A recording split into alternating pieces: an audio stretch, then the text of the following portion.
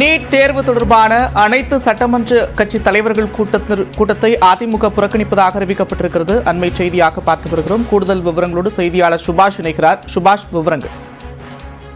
கடந்த சட்டமன்ற தேர்தலின் போது பொய்யான வாக்குறுதியாக தங்களால் நீட் தேர்வை ரத்து செய்ய முடியும், அதனால் அதை நம்பி வாக்களித்த மக்களை ஏமாற்றி விட்டதாக குற்றம் சாட்டியிருக்கிறார் எதிர்க்கட்சி தலைவரும் அதிமுக பொதுச் செயலாளருமான எடப்பாடி பழனிசாமி.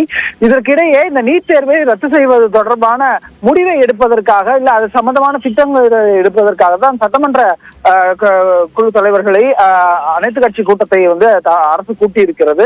அதை புறக்கணிப்பதாக அதிமுக பொதுச் செயலாளர் எடப்பாடி பழனிசாமி தெரிவித்திருக்கிறார். ஏனென்றால் உச்சநீதிமன்றம் கொடுத்த ஒரு தீர்ப்பை எப்படி மாநில அரசால் ரத்து செய்ய முடியும் இந்த நீட் தேர்வை என்ற கேள்வியை முன்வைத்துதான் இதுல நாடகம் ஆடுவதாக 4 ஆண்டுகள் ஆட்சியில் இருந்தும் இதற்கான எந்த ஒரு முனைப்பையும் எடுக்காததால் இந்த கூட்டமும் ஒரு நாடகம் என்பதை வலியுறுத்தி அதிமுக இந்த கூட்டத்தை புறக்கணித்திருப்பதாக எடப்பாடி பழனிசாமி அறிவித்திருக்கிறார்.